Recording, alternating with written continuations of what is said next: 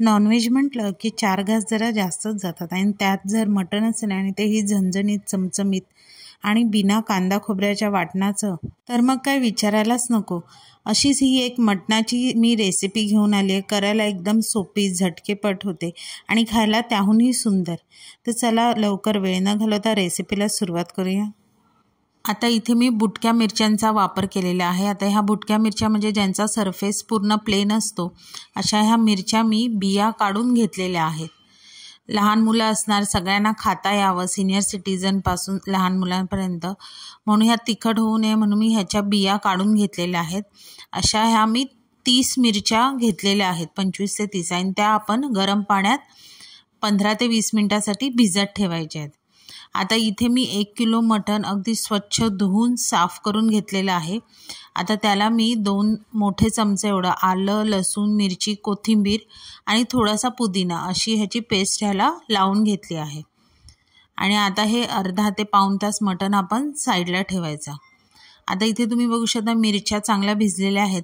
आता त्याच्यात काही न घालता त्याची एक पेस्ट करून घ्यायची आहे। थोडंसं पाणी घालून त्याची बारीक पेस्ट करून घ्यायची आहे। आता एका भांड्यात मी 2 मोठे चमचे एवढं तेल घातलं आहे आणि अख्खा गरम मसाला घालून तो साधारण रंग बदलेपर्यंत आपल्याला परतायचा आहे। आता त्यातच मी 5 ते 6 कांदे मीडियम साईजचे हे उभे पातळ चिरून ॲड केलेले आहेत।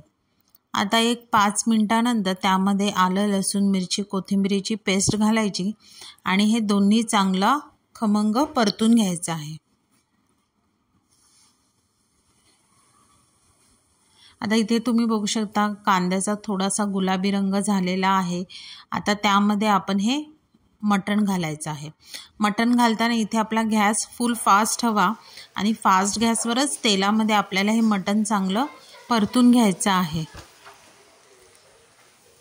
आता इथे जराही पाण्याचा वापर करायचा नाही, त्या तेलातच आपल्याला जवळजवळ 5 ते 7 मिनिटं फास्ट गॅसवर मटण चांगलं परतून घ्यायचं आहे आणि फास्ट गॅसवरच त्यावर झाकण ठेवायचं आहे। आता तुम्ही बघू शकता 5 ते 7 मिनिटानंतर म्हणजे झाकण ठेवल्यानंतर 5 ते 7 मिनिटानंतर मटणाला चांगलं पाणी सुटलेलं आहे। आता काय ह्या स्टेजला आपण गॅस मीडियम ठेवायचा आणि जी आपण मिरचीची पेस्ट केली होती ती त्यामध्ये ॲड करायची आणि चवीनुसार मीठ घालायचं आहे। आता हे मटण जे आहे हे जास्त पातळ नाही करायचं, म्हणजे जास्त ग्रेव्हीवालं नाही होणार आहे। साधारण अंगाबरोबर आपल्याला ह्याच्यात रस्सा ठेवायचा आहे, त्यामुळे मी पाणी जरा पण ॲड केलेलं नाही आहे। आता मिक्सरच्या भांड्याला जी पेस्ट लागली होती ती वाया जाऊ नये म्हणून मी त्यामध्ये थोडंसं पाणी घातलेलं आहे। आता हे मटण शिजेपर्यंत आपण एका साईडला दही घेतलेलं आहे। दही चांगलं फेटून घ्यायचं। जवळजवळ इथे मी पाव किलोपेक्षा जास्त दही वापरलेलं आहे। त्यामध्ये आपले बेसिक मसाले घालायचे, म्हणजेच कश्मीरी लाल तिखट, हळद, मालवणी मसाला, गरम मसाला पावडर, धने पावडर, जिरे पावडर हे सगळं ॲड करून आपण ही दह्यातलं मिश्रण आहे ते रेडी करून ठेवायचं आहे।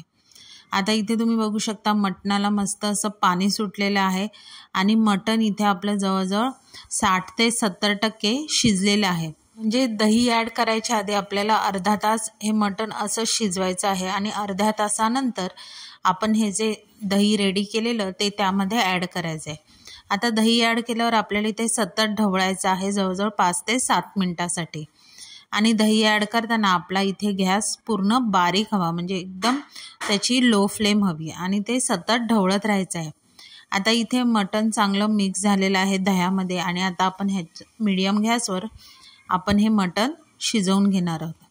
आता मटण शिजण्याचा वेळ हा कमी जास्त होऊ शकतो, तुमच्या मटणाच्या क्वालिटीवर ते अवलंबून आहे। आता हे मटण मला जवळजवळ 40 ते 45 मिनिटं लागली आहेत शिजवायला।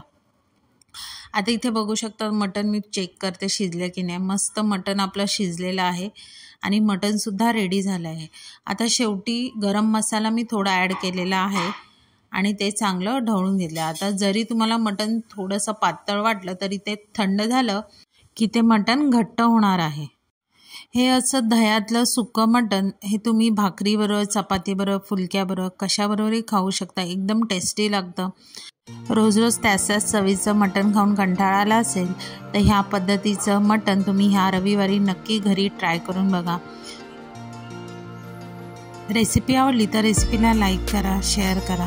चॅनलवर नवीन असाल तर चॅनलला सबस्क्राईब करा आणि अशाच नवीन व्हिडिओच्या नोटिफिकेशनसाठी बेल आयकॉनला प्रेस करायला विसरू नका. तोपर्यंत मस्त राहा.